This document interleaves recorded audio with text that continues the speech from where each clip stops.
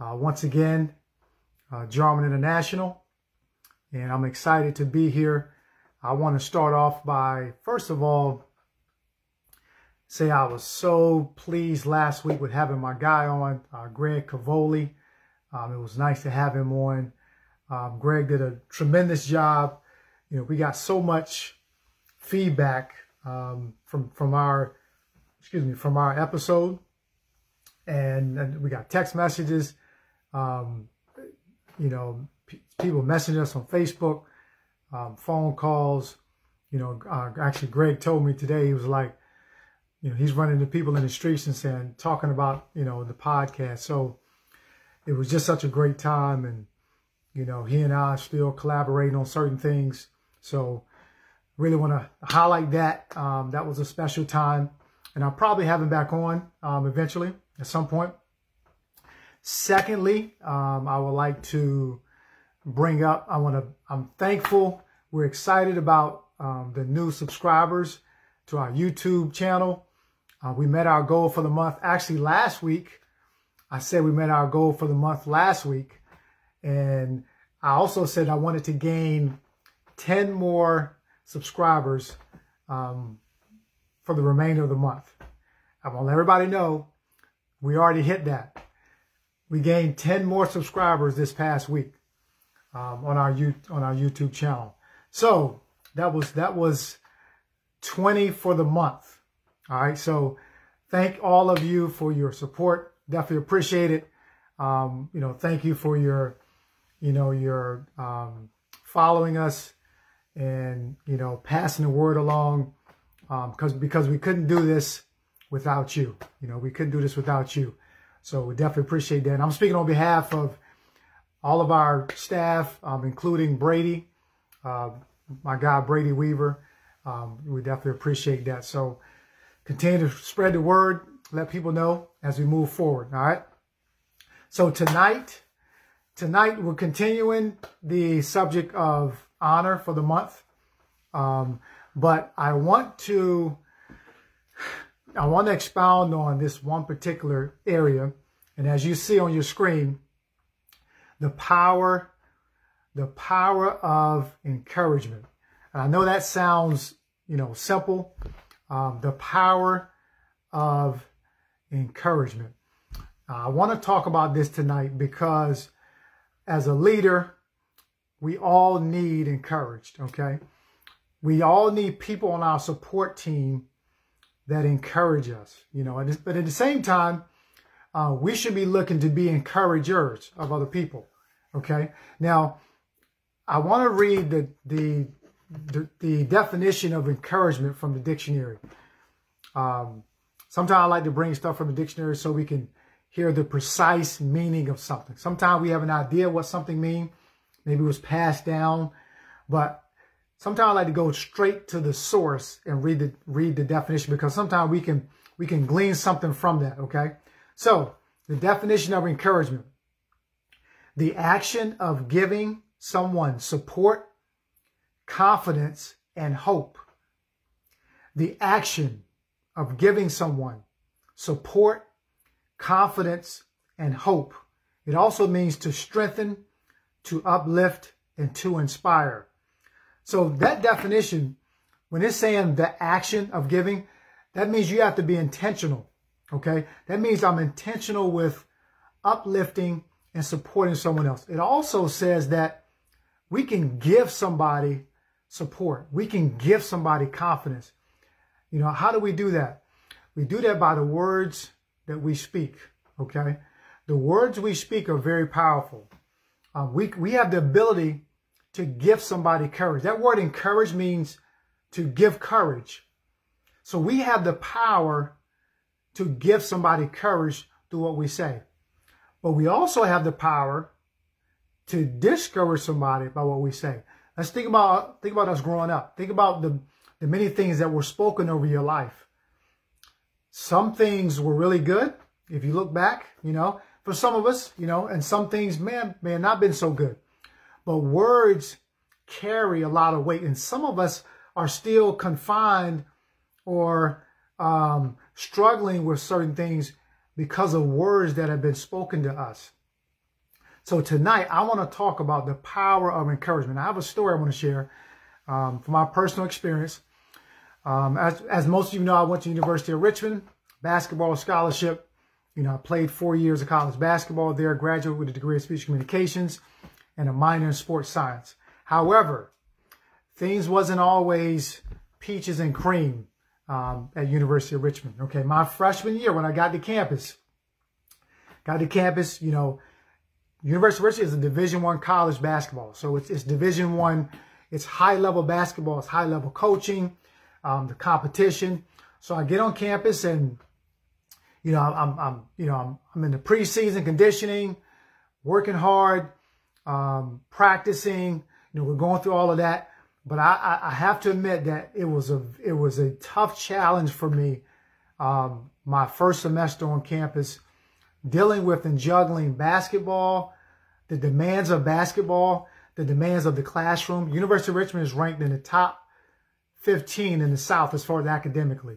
Okay, so the academics, the athletic expectations, balancing things, being on your own, responsibilities. Here I'm a freshman on campus, and there was a lot of demands put on me basketball-wise, and I'll be honest, I struggled. Okay, I struggled with meeting the demands of becoming a better basketball player. Okay, I was pushed. Okay, I was coached in a way. Sometimes, you know, you make mistakes, but then sometimes those mistakes turn into something else as far as you being coached. I played for a coach who was very militant. Okay, so he will call you everything under the sun, just to be honest. So dealing with that type of a coach, I wasn't used to that. So being away from home, dealing with that type of coach, I was struggling in the classroom in one particular class. I'm going to be honest, it got to a point where I started to think about transferring. My freshman year, my first semester, I was thinking about transferring because I felt like I just couldn't do it. It was too hard, too demanding. And so what I did was I would call back home, you know, talk to my parents, talk to my support system. And this is what they would do. Rather than give in to what I was feeling, rather than give me a pity party, you know what they would say? You can do it. My parents, my mom and dad, God rest their souls, you know. But my support system began at home. They would tell me, you can do it. They would tell me, hang in there. This is just the first semester, okay? We believe in you. You didn't come this far just to quit. You're not a quitter. We didn't raise a quitter, okay? I had other people in my corner who were supporting me. I had other relatives. I had friends. You know, you're not a quitter. Okay, we believe in you. Stick it out. And so, and I'm just going to keep it real. Because of that encouragement, I was riding on the wings of their encouragement, okay? And I stayed. And boy, am I thankful that I did. I'm glad that I didn't give up and I didn't throw in the towel. But it was a result of their encouragement that kept me on campus, okay? Because I wasn't doing well. You know, I wasn't doing well. But because they encouraged me, because they said, you can do it. And I want to share this because maybe some of you have been discouraged lately. Maybe some of you have faced insurmountable circumstances. Maybe you're going through a tough time. I want to say be encouraged tonight. Okay, don't throw in the towel. Be of those who don't give up because there's somebody watching you. Had I thrown in the towel and transfer, which in today's world, in today's society, you know, student athletes are transferring left and right. You know, things don't go right. They don't like the coach. They're leaving. The transfer rate now is so, I think it's at an all-time high of people just leaving colleges because of the coaches cramping their style. They're not getting any playing time. Things ain't going well, so they leave. But I'm so thankful that I had people in my corner who supported me and said, you can do it. Here's a second story I want to share with you. And this one has very significance as well. So this is very significant as well. My freshman year, speaking of my freshman year, every freshman had to take a class, an English class, okay? English 103. All right, you had to pass this class, okay? If you didn't pass this class, you had to take it again. Second semester. You had to take this class until you passed it. So freshman year, you know, I'm in the class with all the freshmen. It's an English class, and it's learning about writing papers, and I never had written a paper before. So I struggled, you know, first semester, didn't pass the class. I failed the class, my first semester, English class. Okay, so I got to retake it. So second semester come around. Okay, I'm in English 103 again. I learned a little bit from the first go around, taking the class. Second semester, guess what?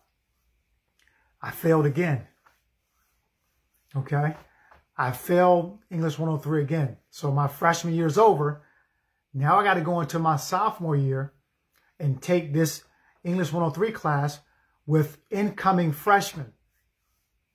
Okay, so now I have that stuff you got to do. I'm an athlete. You know, I'm in the limelight on campus. Now my sophomore year, I'm in a class with freshmen, and I'm taking this class, and they know I'm in there because I didn't pass it yet. Okay. Now, let me say this. You have to pass with a C. So passing was a C. If you got anything below a C, then it was considered a failure. All right. I think first semester I got a D. Second semester I got a C minus. All right. So going into the sophomore year, first semester, you know, I'm meeting with a tutor. I'm doing all I can. At night, I'm up late. I'm meeting with a tutor twice a week. I'm in study hall. I'm doing all I can to fine tune and to pass this class. All right. End of the semester, I finally passed. Okay. I finally passed this English class, and I was able to move on to other things. Now, let me say this. During that time, though, okay, I wanted to give up. During that time, I got frustrated. During that time, you know, I wanted to throw in the towel. This was all a part of me my freshman year wanting to leave, okay? But I had people who said, don't give up. Something good is going to come out of this. And you know what? There were a lot of things I didn't know about writing that I learned in the course of that time. And to the point now where, I don't know if most of you know, some of you do, some of you don't. Now I'm an author, and I wrote my first book. Okay, so I went from failing English class 2 times, okay, to having to take it a 3rd time to being an author and writing my first book. I published it last year. And in this book, in chapter 2, I share that story. Chapter 2 is called Endure Failure or Setbacks. So there were some things I needed to learn along the way, okay? If I didn't give up, there was something I needed to learn along the way that was going to prepare me for my future. And here it is. I'm going to be an author one day. So I want to encourage you tonight, okay? I want to encourage you. Whatever you're dealing with, whatever you're facing, be encouraged, okay? Don't give up. If you need to get help, go seek help. If you need to surround yourself with a good support system, surround yourself with a good support system. You know, and I want to say this too. I'm going to end with this right here. I heard someone just recently say this, okay? Many people are one encouragement away from a breakthrough. Many people are one encouragement away from a breakthrough. I want to encourage you tonight, okay? Don't give up. Don't give in. Someone else is dependent on you. And this will be a part of your story that you can share to benefit someone else. All right. Thank all of you for tuning in. Hope you got something out of that. We will see you on Thursday. Have a great week. All right. Be encouraged. And always remember, you're destined for greatness. Have a good night.